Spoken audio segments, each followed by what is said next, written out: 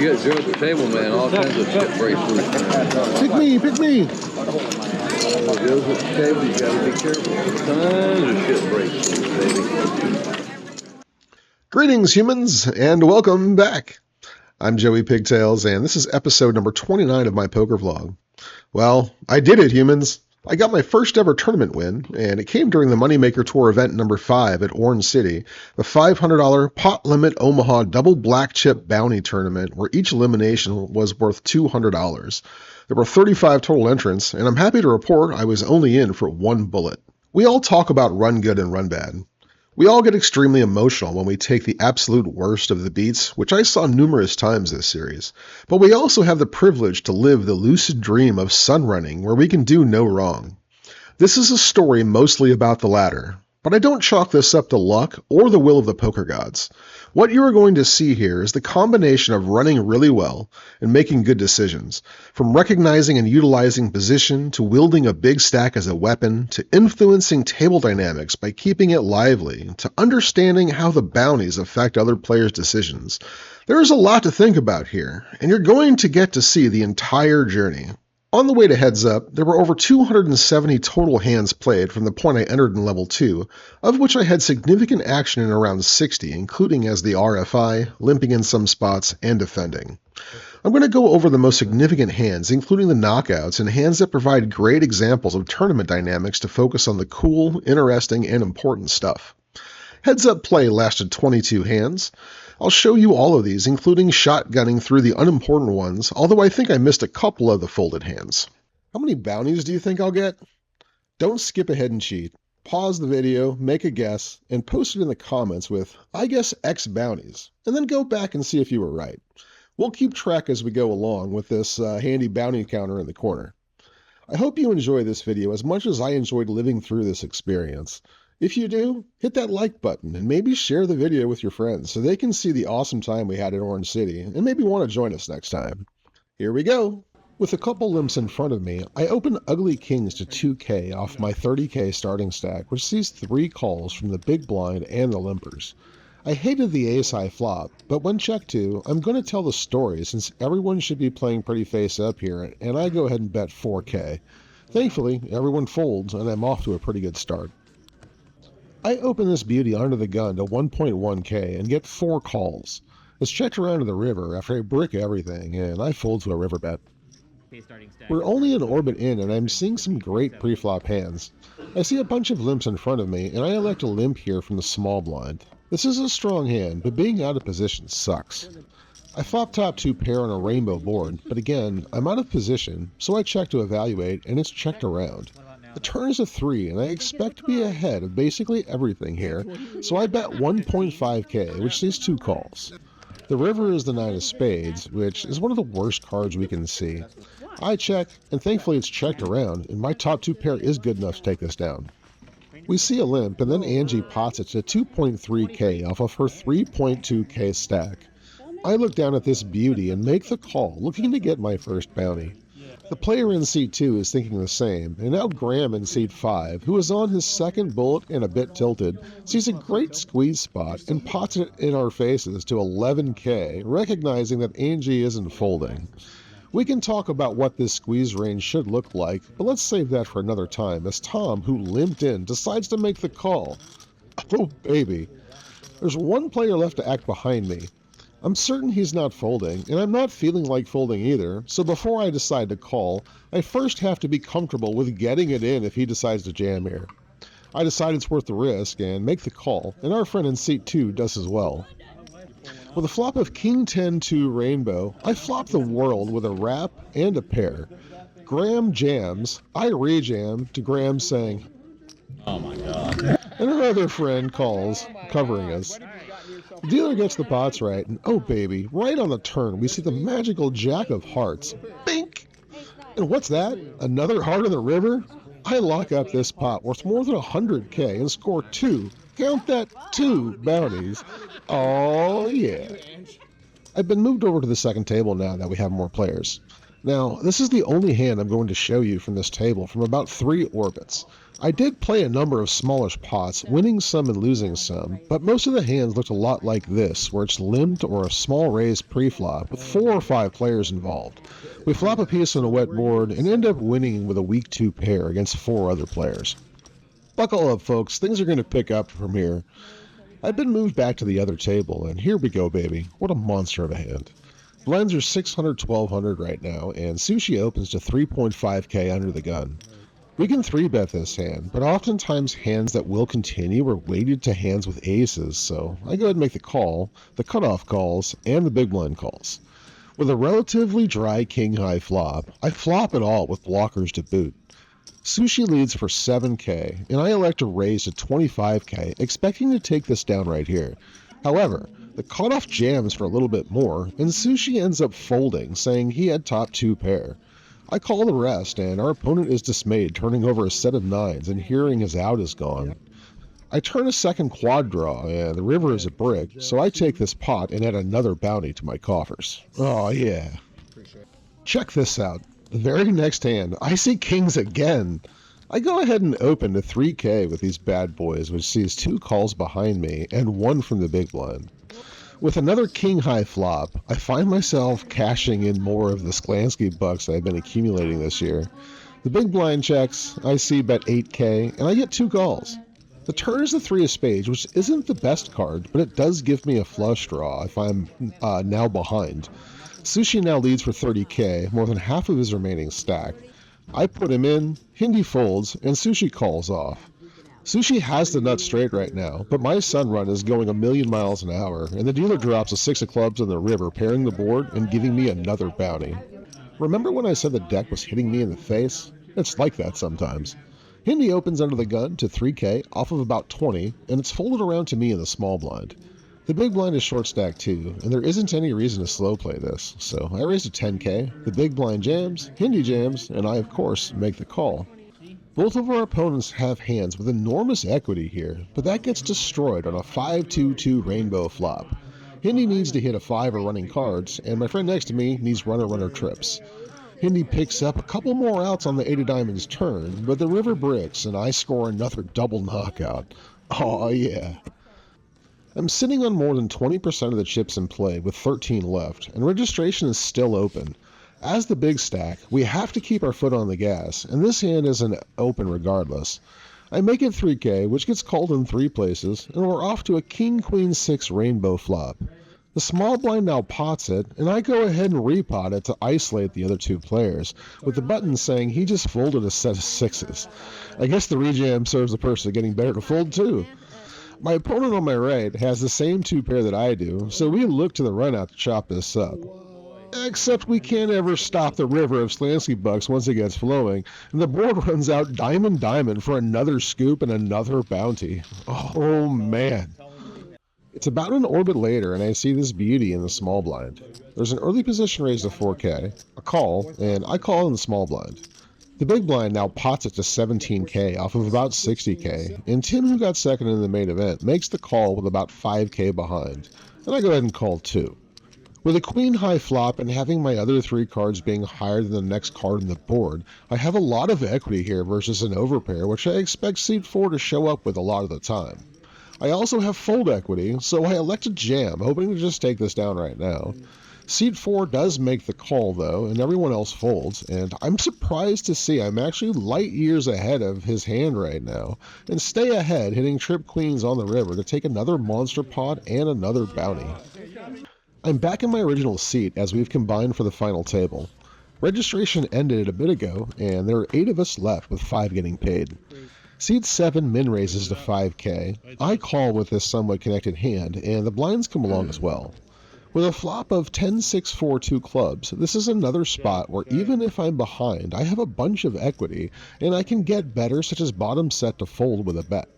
However, my opponent bets 6.5k, putting a wrench in that plan. I was fortunate to have this big stack put on my right, and even though I can take some bully lines by raising here, which is very similar to the hand earlier, I elect to call and evaluate. There's no need to get too out of line right now. I turn top 2 pair with the 7 of spades, and when my opponent checks, I bet 21k expecting to be ahead, but recognizing my hand is still vulnerable. As my opponent makes the call, I realize just about every card that isn't a 10, 7, or the ace of clubs is gonna suck. That includes the 3 of hearts that showed up. Thankfully, my opponent checks, and I announce my 2 pair, which is good to beat their overpair. From the big blind I see this nice hand. There are 2 limps before we see a raise to 15k. This is a clear continue, although another spot where 3 betting is an option. I go ahead and call, and the other 2 guys come along as well. On the flop of Jack 10 8 2 hearts, I flopped a big draw on a board where the nuts are made already. The initial raiser checks with a big stack behind, so I elect to wield my big stack and bet 38k into over 50. I'm looking for folds, but okay with getting it in since most nutted hands aren't going to have robust equity, so both my flush and bow draws should be live. Chris makes the call in the big blind, as does our friend in seat 6. I'd expect to get raised by the nuts here, so I'm a little puzzled at the 2 calls. The turn is the 7 of spades, which shouldn't change anything, so I again whip out my big stack and jam. Chris acts like he hates it, but quickly calls off his last 74k and has a jack high straight and is ahead right now. Right until the king of hearts hits the river, and I scoop another monster pot and make another bounty, and we're now in the money, baby. 5-handed, we should be seeing a lot of flops in position with a wide range like this, and taking the initiative when the opportunity arises. We've lost another player, and being down to 4, every hand matters, and applying pressure is more important than ever. There's a limp, and I raised a 15k with kings on the button to see 2 calls. With a flop of ace 8 2 2 spades, I flopped a monster draw here, but more importantly, I should be the only player with ace ace in their range, so I bet 30k when check 2, which sees 1 call. The turn is the 8 of hearts, which is not exactly ideal. When check 2, I continue to tell the story and bet 65k, about a third of what our opponent has remaining in their stack, and he makes the call. The river is another 8, and I essentially have number 2 here. We're behind an 8 since they shouldn't ever have ace ace, so when my opponent leads the river for 20k, it's an 8 or nothing. I'm never folding for this amount, having made such a strong hand, but is raising the right play here? I make the call, and our opponent has second best with pocket 9s, and I scoop another monster pot. I want you all to remember something. If you're the guy that always has it, you can put people in some really tough spots when you don't. This hand the button limps, I complete with a suited ace, and meat man checks to a flop of king 9 jack 2 hearts. First to act, I pot it for 20k, and the button calls, having about 50k behind, but I'm not exactly certain how much he has. The turn is a 10, and it looks like a great card to continue telling the story, so I bet 50k thinking it was about what he had left, and he goes ahead and makes the call, leaving exactly 7,000 behind. The river is the 4 of clubs, total brick. He only has 7k left, and every time this guy has had a monster, he's been more than willing to be the aggressor. So will he actually fold if I bet?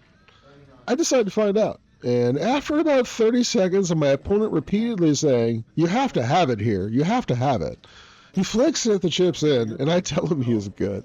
Man, so close. David is on a short stack here. I limp the 6k, David calls, and Graham now raises to 24k from the big blind, targeting David's bounty since he only has 11,000 total. I call, and we're off to a decent looking flop, but Graham has the uncapped range here on an ace-high board, so I take the free turn card and pick up a second pair.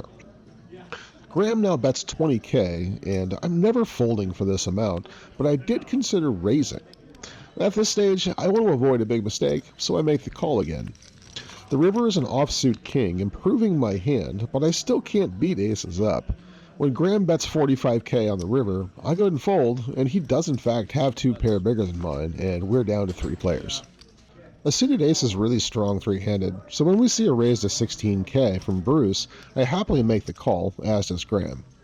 On a 3-3-5 rainbow board, I flopped a monster. I don't expect to get any value if I bet first to act, so I check with devious intentions, and it's checked through. The turn is a king, which is a relative brick. I would have expected Graham to raise kings pre-flop, so when I check again and see him insta-bet 30k, I've found my value. When Bruce on my right confirms he doesn't have kings by folding, I pop this up to 100k, about half Graham's stack, and he ends up making the fold. I open this nice combo to 2.5x. I like that sizing given the stacked ups here, and both players come along. With a flop of 5-9 queen 2 clubs, I have open-ended and a flush blocker, but not a made hand yet, and this is a really wet board. We all check and see the king of hearts in the turn. I have the nuts now, but none of the flush draws, and Bruce now leads for 30k. I can raise here, and maybe I should have, but I made the call hoping for a clean river or an opportunity to bluff on a dirty one, and Graham calls too. On the 4 of diamonds river, Graham checks, Bruce fires 78k, an awfully specific number, and I put him all in, and he calls with the same straight, and we chop up this massive pot. Here's another pre-flop monster hand. Graham folds, Bruce limps, I pot it to 18k, and Bruce makes the call. On a 9-7-5 2-club flop, I have the nut flush draw, but this board mostly belongs to him.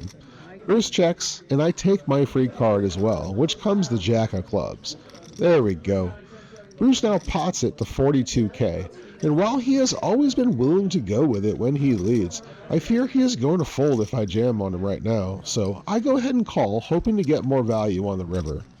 When it comes clean with an offsuit king, I settle on a bet of 75k, about a third of what Bruce has left, hoping for a call.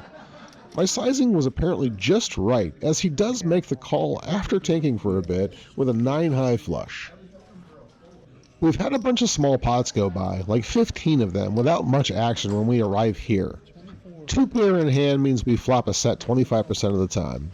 We see a limp from Bruce, I raise to 24k, and Graham folds. We see a really wet board on 10-9-5 2 diamonds. I go ahead and bet 35k, and Bruce verbalizes, whatever pot is. Now, Bruce has done this a few times, and seeing some of these go to showdown along the way helped me make my decision to put him all in here, which he immediately calls and says that I'm ahead. Bruce has a jack-high diamond draw, open-ended straight draw which I block having 2 queens, and top pair. So while I'm ahead, he does have a number of cards that can improve him. The turn, however, seals the deal with a 6 of diamonds, and the board pair on the river was inconsequential. We're down to 2, baby. Oh yeah. Graham gives me a walk the first hand. I return the favor with a walk the next hand. Here's a quick shot at Graham's pretty face and that beautiful trophy. I open this hand to 3x, and Graham makes the fold. Heads up, these kinds of hands have a lot of equity and make for easy decisions post-flop. I limp the button, and Graham checks to a flop of Jack 6-10 Rainbow, and it goes check-check. The turn gives me more equity, and Graham bets 15k, which I call pretty quickly. The river pairs the board, it goes check-check, and my 2 pair are good here. Graham min-clicks this one, and I make the call. With a flop of Ace-King-9 Rainbow, I have top pair, but this is Graham's first pre-flop raise and heads-up play, so it's easy to be behind in this spot. Graham bets 25k, and I call to evaluate as I have a nut shot and backdoor flush draw to see another 9 on the turn. Not ideal. Graham bets 25k again, and I let this go to look for a better spot. I limp this hand on the button, and Graham checks. With a Jack 10-4 2-club flop, I have a few ways to improve, so when Graham bets 15k, I call to evaluate. The turn is a 2 of clubs bringing in that flush. Graham checks, and I check hoping for river value. With the ace of clubs on the river, I bet big hoping it looks bluffy, but Graham makes a disciplined fold. Graham completes, and I check this hand back. On a 9-10-3-2 hard board, I flop the world with bottom set, a nut shot straight draw, and a king-high flush draw. I lead for 20k, and Graham quickly calls. The turn is an ace, and I fire another 50k, which Graham quickly matches. The river isn't the best, but I'll take a deuce. I bet another 75k, and Graham quickly calls. I show my hand, and it's good to win the most significant hand heads up so far. Foot on the gas, people. This hand is coordinated enough to go to battle with, so I open it to 30k, and end up taking the blinds down. The next hand we pick up on the flop of Jack 9-7-2 clubs. I had raised pre-flop, and Graham's SPR is about 1.5 this hand. Flopping a pair and a flush draw, I pot the flop, Graham jams, and I call. He has 2 pair, and he's good to get a double up as I do not improve. I limp this hand, Graham raises to 25k, and I come along in position. With a flop of King Jack Deuce 2 diamonds, I fire 50k when checked to, and Graham makes the fold. How to walk this hand. Cool. I limp the button, and Graham checks to a flop of 2-6-9 all hearts. Nice. I bet 25k when checked to, and Graham calls pretty quickly. The turn is a 5, and this is a spot where it's hard to get worse to call 2 successive barrels, so I check looking for a clean river to value bet, which comes to 4 clubs. I bet 25k, and based on how quickly Graham called, I might have been able to get a little bit more value out of this. Graham limps, and I check back this monster. On a 9-4-3 rainbow board, I check fold top pair here. It's just not a good spot. If you understand the reasons why, post them in the comments and let's see if we think alike. I limp this double suited hand, and Graham checks to a flop of Queen Jack 10 rainbow. Yikes. The flop goes check check, and the turn is a 9. Graham bets, and I have to let this one go. Aces, baby! Wait, 3 of them? At least our dangler connects. Did someone say raise? Nope. No, I did not. Want to know why? Hit me up the next time you see me. On a 10-5-2 no diamond board, I check call a 20k bet to see a jack on the turn. I check again and call a bet of 30k to see a 6 on the river. Graham quickly bets 75k when I check, and I make the fold. We'll never know what this flop was, but I opened a 30k and Graham called. I flopped the nuts, obviously, and bet 40k for value, and Graham made the most disciplined fold ever in the history of poker. Ever. Heads up, this is a massive hand. We're usually going to flop all sorts of stuff, like straight draws or flush draws or both, so I limp in, and Graham agrees to see a flop of ace-ace-6 2 hearts. If you rewind there, I said we usually flop all sorts of stuff with this hand. I limp this time, and check fold to Graham's bet. I limp this hand on the button, and Graham tries to raise to 50k, which is a sign he has a monster hand. The bet is 30k though, as this is spot limit, and this hand should be easy to navigate post-flop, so I make the call. With a flop of 2-4-8, this is a board that hits my defend range way harder than his open range, as you see it did. Graham checks, and I take the free card, which is a magical 6 of hearts. Graham bets 45k, and I call with number 2 no heart here. The river pairs the board, Graham checks, I announce straight, and it's good. Graham has about 150k left, or 15 big blinds. He raises to 30k, and I look down at this bad boy. I pot it to 90k, and Graham says, okay, good luck, and shoves, which I call, of course. Graham has king, queen, jack 5 with jack high hearts, which I block, and we see a run out of 6, 7, 10, 3, king with 4 clubs, which neither of us has any clubs, and my ace-king plays to win this pot and pick up my first ever tournament win. Oh, yeah. What an incredible experience. After all of these years playing poker, I finally booked my first live tournament win, and I'm looking forward to more. Even with this win, I've still had the worst year of poker in my life as far as profits are concerned. For those of you that have watched my vlog throughout this year especially, you witnessed some of the most horrendous beats that every poker player dreads. I'm not looking to dwell on those negative feelings because, if anything, I still have a safe full of the aforementioned Sklansky bucks I'm looking to cash in, and I know that surviving the ride I took on the variance train last year is a testament to the work I've put in to adapt and evolve in this fun, yet cutthroat world of poker we all love. I see this victory as setting the tone for the year to come. I'm in the best shape of my life, both physically and mentally, so 2025 is going to be huge. One last thing, I recorded hands for Vlog 30 on New Year's Day in Orange City during the Big Ass High Hand promotion, and I'll be looking to produce that for you next week. Thank you all for stopping by and sharing this cool moment in time with me. I'm Joey Pigtails, and I am transparent, reminding you to be a good human. Bye!